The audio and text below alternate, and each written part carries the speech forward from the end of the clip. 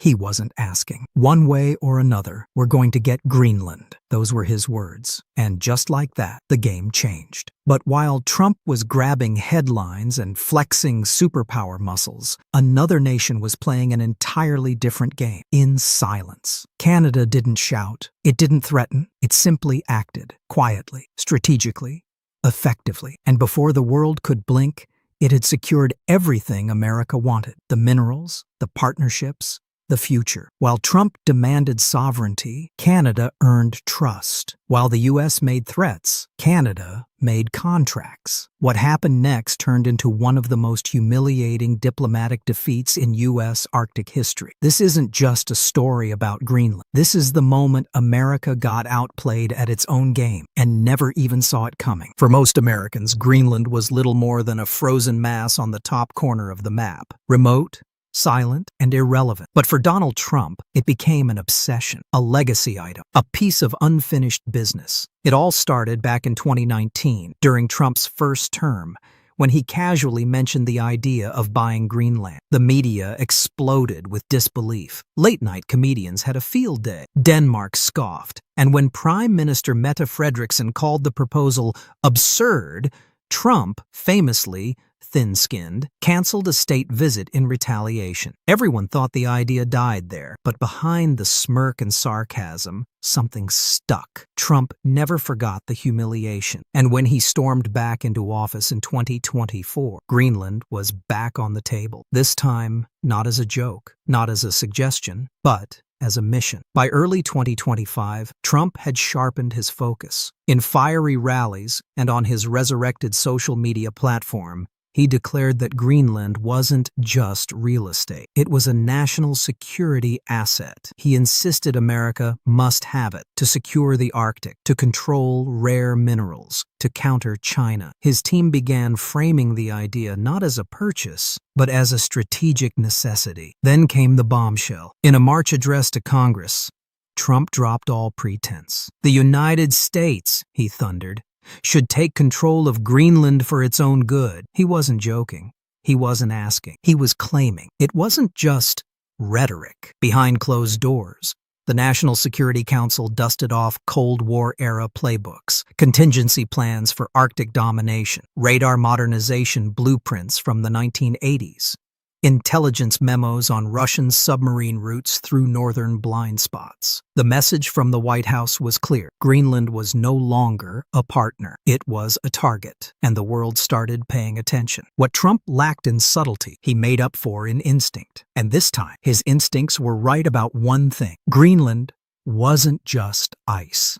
It was treasure. Beneath its glaciers and frozen mountains, Greenland holds a staggering arsenal of untapped wealth. Over 38 billion tons of rare earth minerals buried in silence, waiting to be unearthed. Graphite, zirconium, niobium, not exactly household names, but they are the building blocks of modern power. They fuel fighter jets, electric vehicles, wind turbines, even hypersonic missiles. And as the world races toward energy independence and AI-powered warfare, whoever controls these resources controls the future. Trump's advisors knew this, and so did America's enemies. The Pentagon flagged Greenland's northern coast as a radar blind spot, a back door for Russian submarines. Meanwhile, Beijing had already launched diplomatic feelers into the region. Suddenly, the idea of Greenland wasn't just a fantasy, it was a strategic imperative. So Washington panicked. Trump's National Security Council pulled Cold War relics from the archives, documents from the Eisenhower era,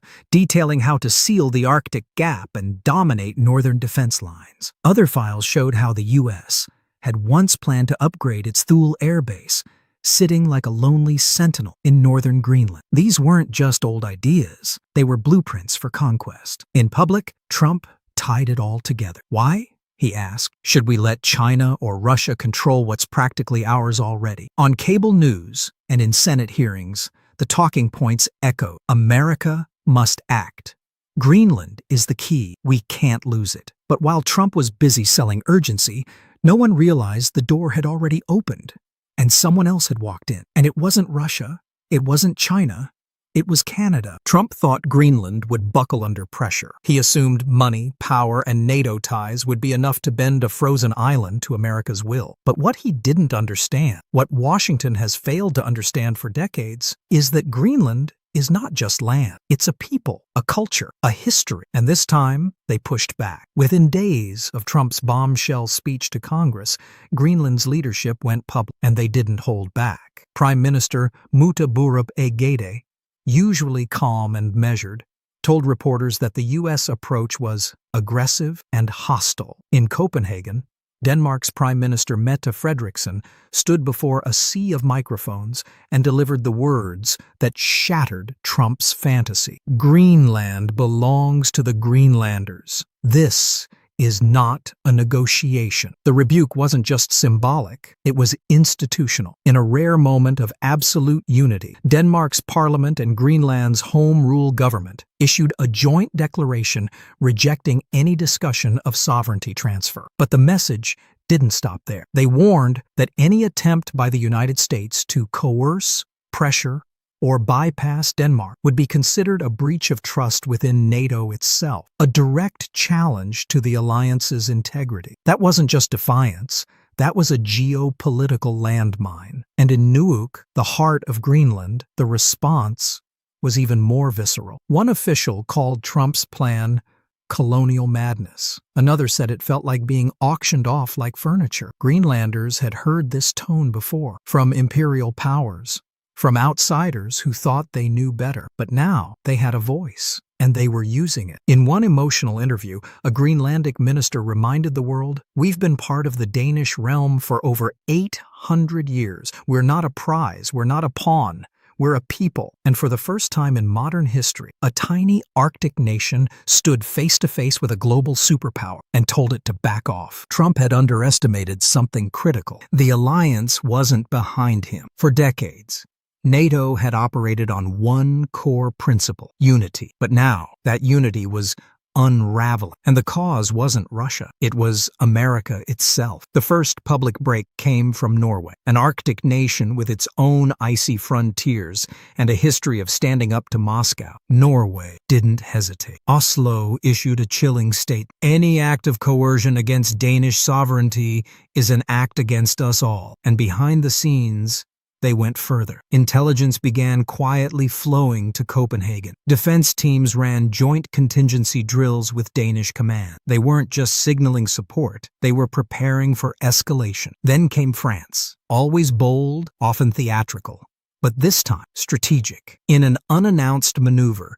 the French Navy dispatched a nuclear-powered submarine into Baffin Bay, Greenland's backyard. It was symbolic, yes, but unmistakable. Paris was making it clear Europe wouldn't let one of its own be bullied into surrender. At the same time, the French government pledged funding and engineering support for a long-stalled project in Greenland, an international airport. The message was layered. You don't need Washington to develop your economy. We're here. We're listening. Meanwhile, Poland, usually Washington's closest ally in Europe, said nothing. No statement, no vote, no comment. Inside EU halls, diplomats whispered that Warsaw was trying to avoid a public clash, terrified of risking American military aid against Russian aggression. Their silence wasn't neutral, it was nervous. And then, the real surprise. Canada. Ottawa's message was subtle but loaded. Officials warned against resource-based coercion, a rare diplomatic phrasing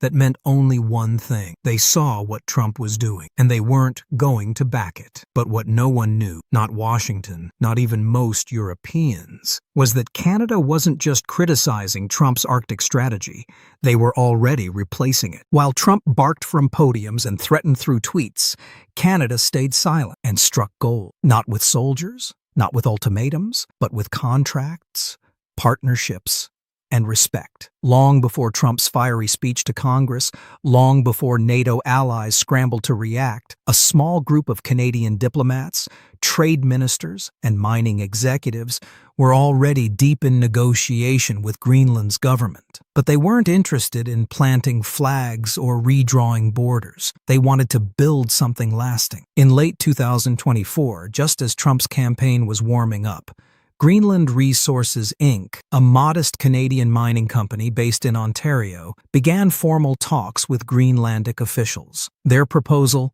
was elegant and smart. A 30-year license to extract molybdenum, a critical mineral used in high-strength steel. Not only would this support Greenland's economy, it would feed directly into Europe's industrial supply chain. By March 2025, while Trump was still demanding sovereignty, Canada had already secured the rights. But it wasn't just one deal. Amaroq Minerals, another Canadian-linked firm, had its sights on the Nunok gold mine in southern Greenland. For years, the project had stalled. Too risky, too remote, too expensive, until Canada made it viable. Through a mix of private investment and public funding, including from Denmark's State Investment Fund, Norway's Sovereign Wealth Fund, and even American venture capital, Amaroq pulled off a financial coup, $60 million raised. Mining Operations Greenlit. It was a masterclass in diplomacy and economics. And the best part? Greenland said yes willingly. No pressure, no threats, just opportunity. While Trump treated Greenland like a chess piece, Canada treated it like a partner, and in doing so, won access to the very resources the U.S. was threatening to seize. And Washington? They were still writing speeches. By the time they looked up, Canada had already walked away with the prize. What Washington failed to realize is that Greenland wasn't defending itself. It was choosing sides. And by spring 2025, its choice was clear. The seemingly quiet deals between Canada, Greenland, and Europe weren't isolated projects. They were part of a larger, interconnected strategy, a $3 billion Arctic alliance formed without a single speech, headline, or press conference. And when the details finally surfaced, Washington was stunned. First, Greenland Resources Inc. locked in the 30-year mining license, but it wasn't just to dig. The contract tied all extracted molybdenum directly to European markets. No middlemen, no U.S. buyers. The raw material would flow straight from Greenland's frozen earth to European steelmakers and green tech firms. The U.S. wasn't even in the conversation. Then came Amaroq Minerals, with funding pulled from 4 continents: Denmark, Norway, the UK, and yes, even US investors who had no idea what they were backing. Amaroq secured full approval to reopen the Nunok gold mine. But this wasn't just about gold. The site also contained copper and silver, 2 metals vital to electric vehicles, solar panels, and military systems. And once again, the output was contractually committed to Europe. Here's where it gets almost comical. While Trump was demanding Greenland's surrender, U.S. money was helping Canada take over the resource pipeline. Wall Street had backed the very deals that locked America out. And because these weren't government takeovers, they were commercial partnerships, Washington had no legal grounds to intervene. The result? In a matter of months, Canada quietly pulled off one of the most successful geopolitical resource grabs in modern Arctic history, without ever threatening anyone. They didn't need troops. They needed trust. And when the world finally realized what had happened, Trump's Greenland dream had already become Canada's Arctic empire. The fallout wasn't immediate, but when it hit hard. Inside Washington's defense and tech sectors, the realization spread like wildfire. Greenland's resources were gone, and they weren't coming to America. At Lockheed Martin, engineers quietly paused development on a next-gen hypersonic missile system. Why? They couldn't source enough molybdenum, the rare metal Greenland had just committed to Europe. At Raytheon, procurement teams scrambled to line up backup suppliers for specialty steel alloys used in fighter jets. Options? Australia, maybe Chile, both more expensive and logistically complex. It didn't stop there. Greenland's rare earth elements, previously assumed to be a future U.S. strategic reserve, were now flowing east. EV battery manufacturers, clean tech startups, solar panel producers, all found themselves in a tightening supply crunch. Prices rose,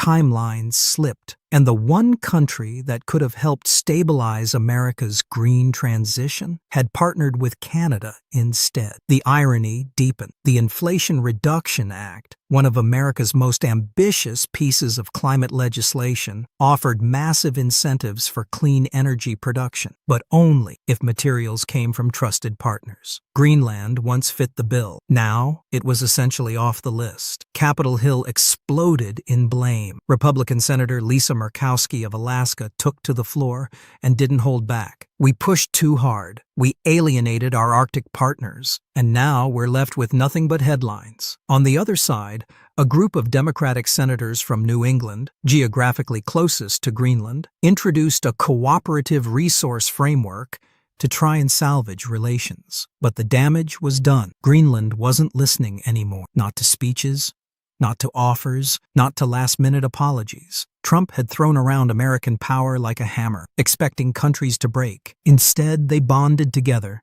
around Canada, around Europe, and around a future that no longer included Washington. While Washington argued and corporations scrambled, Greenland did something no one expected. It rose, not in defiance, not in anger, but in clarity, with a vision for its future that no longer depended on handouts from Denmark or protection from America. For decades, Greenland's economy had been propped up by an annual block grant from Copenhagen, covering nearly half of its national budget. Independence always seemed like a dream, distant and impossible. But suddenly, with billions in mining deals flowing in and new partnerships with Europe and Canada in place, that dream was breathing again. The Greenlandic Parliament moved fast. New legislation required foreign mining companies to hire local workers, invest in infrastructure, and contribute to a sovereign wealth fund, a financial engine for Greenland's long-term independence. Schools,